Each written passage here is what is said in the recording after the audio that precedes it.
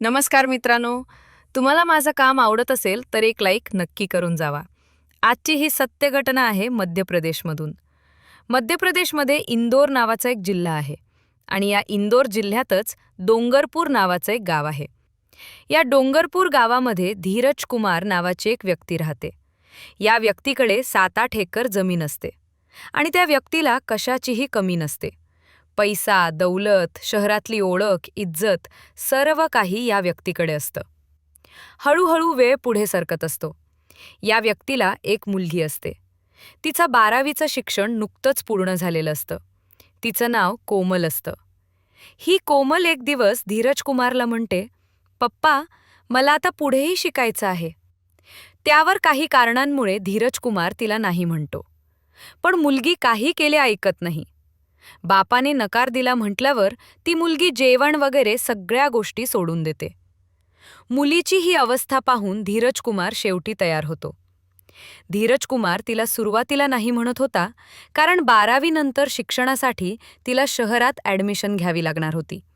आणि शहरात गेल्यानंतर सगळ्याच मुली चांगल्या वागतील असं नसतं. त्यामुळेच धीरज कुमार सुरुवातीला पोरीला नाही म्हणत होता. परंतु पोरीच्या या हट्टापायी शेवटी त्याला मान्य करावं लागतं आणि तो तिला परवानगी देतो. मात्र धीरज कुमार तिला म्हणतो, "चांगलं शिक, काहीतरी बन आणि वाईट संगत सोडून दे." त्यावर कोमल देखील त्याला म्हणते, "मी असं कधीच वागणार नाही, ज्यामुळे शर्मेने तुमची मान खाली झुकेल." हे ऐकून धीरज कुमारला बरं वाटतं. आता मुलगी शहरामध्ये तिचं ॲडमिशन करते. रोज सकाळी 8 वाजता ती कॉलेजला जाऊ लागते.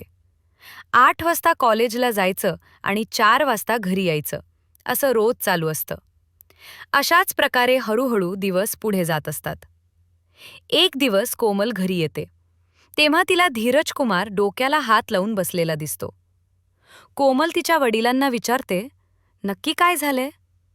त्यावर धीरज कुमार म्हणतो, "मुली, तुला तर माहितीच आहे, आपल्या गावामधील एका मुलीसोबत काय घडलं." त्यावर कोमल म्हणते, "त्या मुलीसोबत जे घडलं ते तिच्या चुकीमुळे घडलं. ती मुलगी त्या लेवलची होती, मी तशी नाही. मी असं कधीच वागणार नाही, ज्यामुळे तुमची नाचक्की होईल." हे ऐकून धीरज कुमारही खुश होतो आणि मुलीच्या पाठीवरून हात फिरवतो. असेच दिवस पुरे जात राहतात. मुलगी रोज 8 वाजता कॉलेजला जायची आणि 4 वाजता घरी यायची.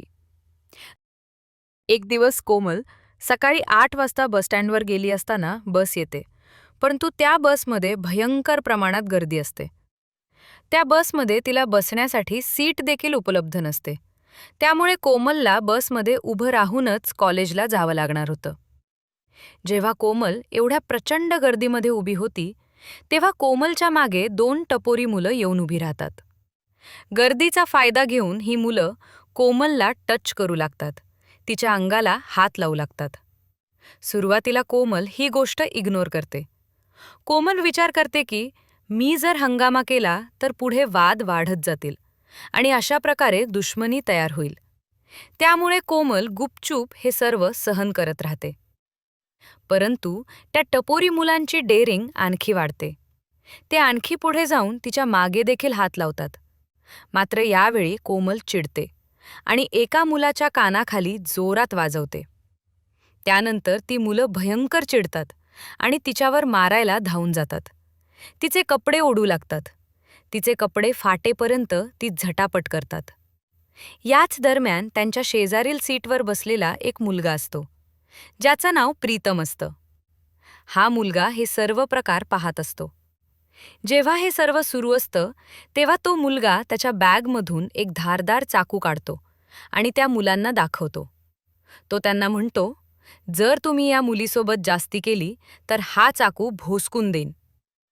प्रीतमकडे चाकू पाहिल्यानंतर ती मुलं घाबरून जातात आणि कोमलची माफी मागतात. त्यानंतर बस स्टॉप येतो. त्या स्टॉपवर कोमल उतरते. कोमलच्या मागे तो प्रीतम देखील उतरतो. आता कोमल प्रीतमला विचारते, "तू कोणत्या कॉलेजमध्ये शिकतोस?" त्यावर प्रीतम तिला त्याच्या कॉलेजचं नाव सांगतो. त्यांच्यामध्ये थोडंसं बोलणं झाल्यानंतर कोमल कॉलेजकडे जाऊ लागते.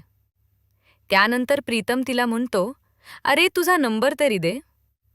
कोमल त्याला बिनधास्त तिचा नंबर देऊन टाकते.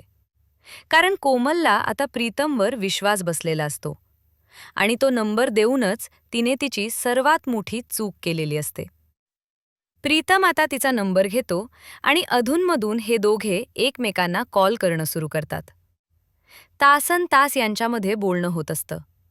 हळूहळू यांच्यामध्ये घट्ट मैत्री झालेली असते. ही मैत्री इतकी पुढे गेलेली असते की प्रीतम कोमलच्या घरी देखील येऊ लागतो. कोमलने त्याला तिचा पत्ता म्हणजेच ॲड्रेस देखील दिलेला असतो. एवढा सर्व विश्वास संपादन झाल्यानंतर 2 जुलै 2025चा दिवस येतो. संध्याकाळचे 5 वाजलेले असतात. याच दरम्यान प्रीतम कोमलला कॉल करतो आणि तिला सांगतो, आज माझा वाढदिवस आहे आणि या वाढदिवसानिमित्त तुला नक्की यावं लागेल. त्यावर कोमल त्यांना म्हणते की आज आपण जेव्हा कॉलेजला भेटलो होतो तेव्हा तू मला हे का सांगितलं नाही. त्यावर प्रीतम म्हणतो की मी तुला सरप्राईज देणार होतो. त्यानंतर प्रीतम म्हणतो की आज काहीही करून तुला संध्याकाळी 7 वाजेपर्यंत एका हॉटेलवर यावंच लागेल. मी ठरवलं आहे की माझा वाढदिवस धूमधडाक्यात एका हॉटेलवर साजरा करायचा. त्यावर कोमल तिच्या वडिलांना खोटं बोलते.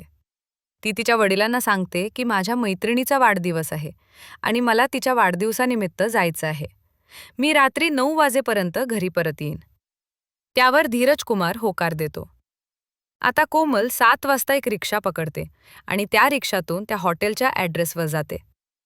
परंतु जेव्हा ती त्या हॉटेलमध्ये पाहते तेव्हा प्रीतमच्या शेजारी आणखीन एक मुलगा असतो.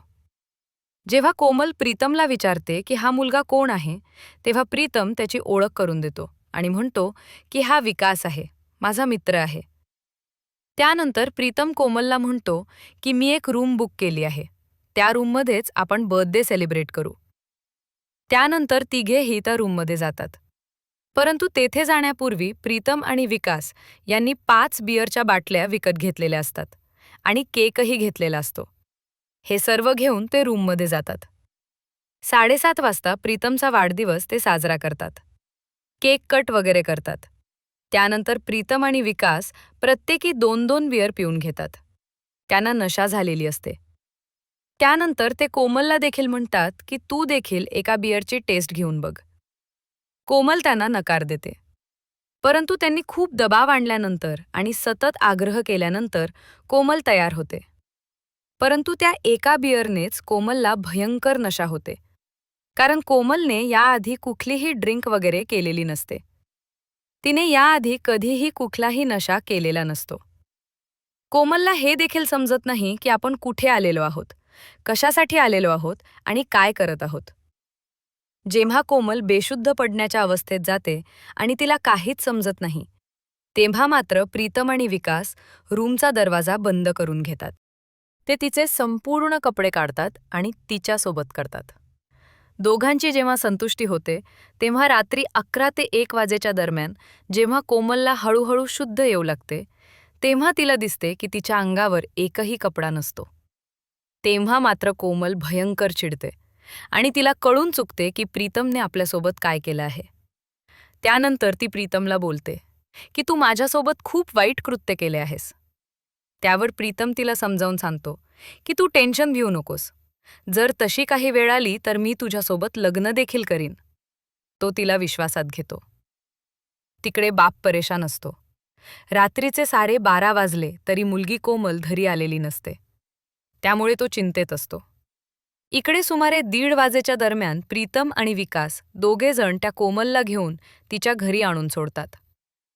घरी आल्यानंतर जेव्हा धीरज कुमार तिला विचारतात की उशीर का झाला आणि ही मुलं कोण आहेत, त्यावर ती कोमल म्हणते की हे माझ्या मैत्रिणीचे भाऊ आहेत आणि मला मैत्रिणीने सांगितले होते की थोडा वेळ थांब म्हणून मला उशीर झाला. या गोष्टीला असा तसा 1 महिना जातो. 1 महिन्यानंतर कोमल कॉलेजमध्ये शिकण्यासाठी गेलेली असते. कॉलेजमध्ये असताना तिला चक्कर येते. ती बेशुद्ध पडते. तिला तिच्या मैत्रिणी एका हॉस्पिटलमध्ये घेऊन जातात. हॉस्पिटलमध्ये टेस्ट केल्यानंतर समजते की कोमल प्रेग्नंट आहे. आता जेव्हा तिला हा मोठा धक्का बसलेला असतो. परंतु ही घटना जेव्हा झाली होती, प्रीतम आणि विकासने तिच्यासोबत असं वाईट कृत्य केलं होतं, तेव्हापासून तो प्रीतम कोमलचा एक कॉल देखील उचलत नव्हता आणि कसल्याही गोष्टीचा रिप्लाय तिला देत नव्हता. तो तिच्यासोबत बोलत नव्हता, तिला भेटत नव्हता आणि 1 महिन्यानंतर ती प्रेग्नंट झाली होती. आता मात्र कोमल खूप परेशान होऊन जाते.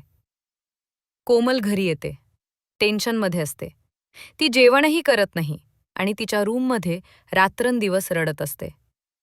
धीरज कुमारला जेव्हा ही गोष्ट समजते की मुलगी जेवण करत नाही आणि रूममध्ये रडत आहे, तेव्हा धीरज कुमार तिला विचारतो. तेव्हा मात्र ही कोमल तिच्यासोबत घडलेला सर्व प्रकार त्या बापाला सांगते. जेव्हा बापाला कळते तेव्हा बाप तिला धीर देतो आणि सांगतो की मी जसं सांगतो तसं तू कर. त्यावर कोमल प्रीतमला कॉल करते, परंतु प्रीतम कॉल उचलत नाही. कोमल प्रीतमला मेसेज करून सांगते की मला तुला भेटायचं आहे आणि मला संपूर्ण रात्र तुझ्यासोबत घालवायची आहे. जेव्हा हा मेसेज तो प्रीतम बघतो तेव्हा मात्र तो तयार होतो.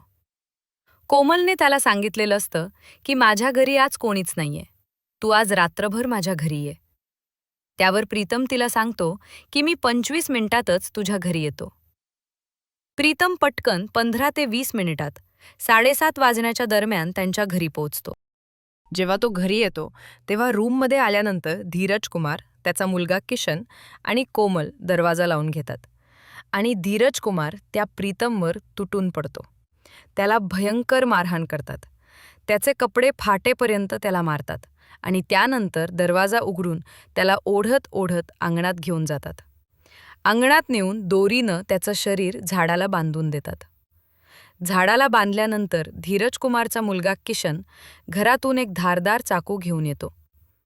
धीरज कुमार तो चाकू त्याची मुलगी कोमलकडे देतो आणि तिला सांगतो की याचं सामान कापून टाक. त्यावर चिडलेल्या कोमलनं देखील त्याचे सामान कापून टाकले. आणि जेव्हा हा प्रकार झाला त्यानंतर धीरज कुमारनं तो चाकू घेतला आणि प्रीतमची मुंडी वेगळी करून टाकली. आणि त्यानंतर तो त्याच्या मुलाला किशनला घेतो, मुलीला कोमलला घेतो आणि रात्री 1:30 वाजेच्या सुमारास जवळच्या पोलीस स्टेशनमध्ये हजर होतात आणि पोलिसांना घडलेला सर्व घटनाक्रम सांगतात. पोलीस मृतदेह ताब्यात घेतात आणि धीरज कुमारच्या संपूर्ण परिवारावर चार्जशीट दाखल करतात. आता संपूर्ण जगाचं लक्ष याकडे आहे की जज साहेब या परिवाराला काय शिक्षा देतील. मंडळी, आपण सांगा, धीरज कुमारनं या मुलासोबत जे केलं ते योग्य आहे की अयोग्य आहे? मला कमेंट करून सांगा. या व्हिडिओचा उद्देश कोणाच्या भावना दुखावण्याचा किंवा अश्लीलतेचा प्रसार करणं नाही, तर आपल्याला जागरूक करणे आहे. समाजात अशा घटना घडतात, त्या आपल्यासोबत घडू नयेत याची आपण काळजी घ्या. धन्यवाद.